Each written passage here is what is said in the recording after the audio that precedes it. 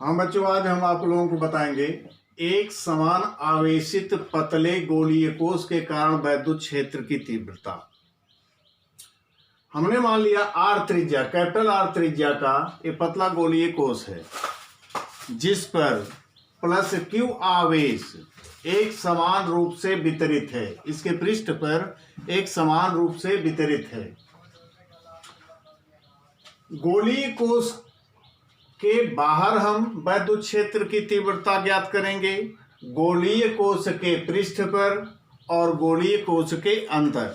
सबसे पहले हम गोलीय कोश के बाहर आर दूरी पर, स्मॉल आर दूरी पर स्थित बिंदु P पर वैद्युत क्षेत्र की तीव्रता हमको ज्ञात करना है।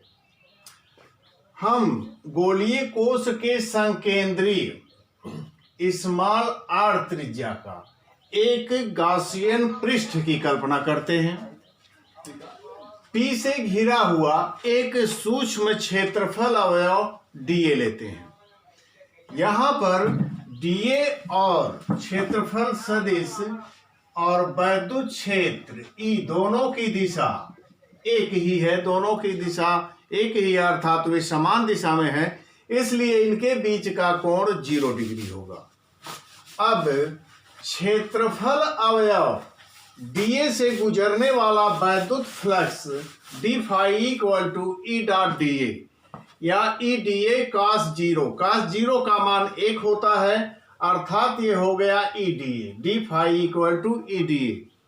अब हम संपूर्ण गाउसियन पृष्ठ से गुजरने वाला वैद्युत फ्लक्स, तो इसका पृष्ठ समाकल हो जाता है phi इक्वल टू पृष्ठ समाकल E dA या E पृष्ठ समाकल dA, जहां पर dA जो है ये 4 पाई आर स्क्वायर यानी संपूर्ण गाउसियन पृष्ठ का जो गोले का क्षेत्रफल, तो एक गोलीय हमने माना है, तो उसका संपूर्ण पृष्ठ जो होगा गोलीय बाह्य पृष्ठ 4 पाई आर स्क्वायर यानी फाई वैद्युत flux phi equal to E into 4 pi are square.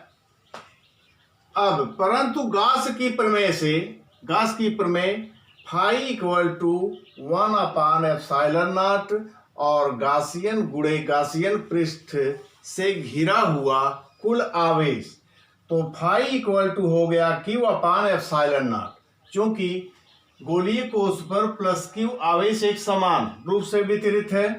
अब यहाँ पर समीकरण 1 और 2 की तुलना करते हैं तो ये बाएं पक्ष बराबर हैं, तो दाएं पक्ष भी आपस में बराबर होंगे, तो E into 4 pi are square equal to Q upon epsilon naught या E equal to 1 upon 4 pi epsilon not into Q upon are square. यदि गोलीय कोश का पृष्ठीय आवेश घनत्व तो सिग्मा हो, तब sigma equal to Q upon A, पहले ये बताया गया है, Q अपान A अर्थात Q upon 4 pi are square या Q इक्वल टू हो गया sigma into 4 pi are square capital R square या equal to 1 upon 4 pi epsilon not into are square 4 pi are square into sigma, यानी Q की value इसमें रख दी गई। 4 पाई से 4 पाई कैंसिल, अर्थात इक्वल टू हो गया sigma upon epsilon not into are square upon are square newton पर कूलाम। अब आइए देखिए, गोलीय पृष्ठ पर हो गया, गोलीय कोश के पृष्ठ पर, गोलीय कोश के बाहर सूत्र आपका हो गया था। अब गोलीय पृष्ठ पर यदि P बिंदु गोलीय कोश के पृष्ठ पर स्थित है, तब त्रिज्या जो हो जाएगी ये स्मॉल r के बराबर हो जाएगा। उस स्थिति में E into 4 pi are square equal to Q upon epsilon not, अर्थात equal to 1 upon 4 pi epsilon not into Q upon are square. इसके पहले समीकरण से equal to sigma upon epsilon not r square upon are square, यानी गोलीय कोश के बाहर के सूत्र से पृष्ठ पर small r equal to capital R के बराबर हो जाएगा, इसलिए इस समीकरण में स्मॉल r की जगह कैपिटल R रख दिया गया। आर स्क्वायर कैंसिल हो गए, तो पृष्ठ पर equal to sigma upon epsilon naught, यानी वैद्युत क्षेत्र की तीव्रता गोलीय कोश के पृष्ठ पर जो होगी वो सिग्मा अपान एप्सिलॉन नॉट, जहां सिग्मा गोलीय कोश के पृष्ठ पर पृष्ठीय आवेश घनत्व है। गोलीय कोश के अंदर अब हम ज्ञात करेंगे, अंदर गोलीय कोश के अंदर केंद्र से r' दूरी पर हम एक गॉसियन पृष्ठ की कल्पना करते हैं। पहले वाले ही सूत्र से E इंटू 4 पाई r' का square equal to 1 upon epsilon not into 0। चूंकि अंदर इससे बद्ध r' त्रिज्या के गोलीय कोश द्वारा जो घिरा आवेश है उसका मान 0 है, इसलिए 1 अपान एप्सिलॉन नॉट इंटू 0 हो गया। इसलिए इक्वल टू 0, यानी गोलीय कोश के अंदर वैद्युत क्षेत्र की तीव्रता जो होगी वो 0 होगी। अब बच्चों, बिंदु आवेश के कारण वैद्युत क्षेत्र की तीव्रता, ये गॉस के नियम का अनुप्रयोग बताया जा रहा है आपको। हमने मान लिया एक बिंदु आवेश Q O बिंदु पर स्थित है।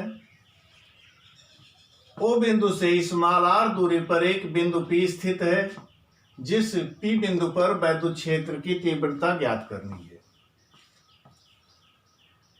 हम r त्रिज्या का एक P बिंदु पर वैद्युत क्षेत्र ज्ञात करने के लिए r त्रिज्या का एक गॉसियन पृष्ठ की कल्पना करते हैं जो बिंदु P से होकर गुजरता है। P बिंदु से घिरा हुआ एक सूक्ष्म क्षेत्रफल अवयव हम dA लेते हैं। चूंकि dA और वैद्युत क्षेत्र दोनों की दिशा एक है, इसलिए दोनों के बीच का कोण 0 डिग्री होगा। अब सूक्ष्म क्षेत्रफल अवयव dA से गुजरने वाला वैद्युत flux d phi equal to E dot dA, यहाँ dA cos 0 का 0 का मान 1 अर्थात हो गया E dA। तो संपूर्ण गॉसीय पृष्ठ से गुजरने वाला वैद्युत फ्लक्स फाई इक्वल टू बंद समाकल E dA, E बंद समाकल dA, चूंकि संपूर्ण गॉसियन पृष्ठ के लिए E का मान नियत है, जहां पर बंद समाकल dA equal to 4 pi r square, यानी गॉसीय पृष्ठ का पृष्ठ जो होता है वो 4 पाई r स्क्वायर। परंतु गॉस की प्रमेय से आप जानते हो phi equal to Q upon epsilon naught, तो E into 4 pi r square equal to Q upon epsilon naught, यानी दोनों समीकरणों से तुलना करने पर इक्वल टू हो गया 1 upon 4 pi epsilon not into Q upon r square newton पर कूलाम। हम बच्चों बताएंगे गॉस के नियम से कूलाम के नियम की प्राप्ति, यानी कूलाम के नियम का निगमन। सबसे पहले, इसके पहले बिंदु आवेश के कारण गॉस के नियम से किसी बिंदु पर वैद्युत क्षेत्र की तीव्रता का व्यंजक, इसके पहले निगमन कराए equal to 1 upon 4 pi epsilon not into Q upon r square. यदि आवेश Q से r दूरी पर परीक्षण आवेश Q नॉट रखा गया है, तो उस पर यानी परीक्षण आवेश पर कार्यरत वैद्युत बल F equal to Q naught E, वैद्युत क्षेत्र की परिभाषा के हिसाब से F equal to Q naught E, यहाँ पर E की वैल्यू यहाँ से रख दी गई, F इक्वल टू हो गया 1 upon 4 pi epsilon not into Q not upon r square Newton. यही कूलाम का नियम है।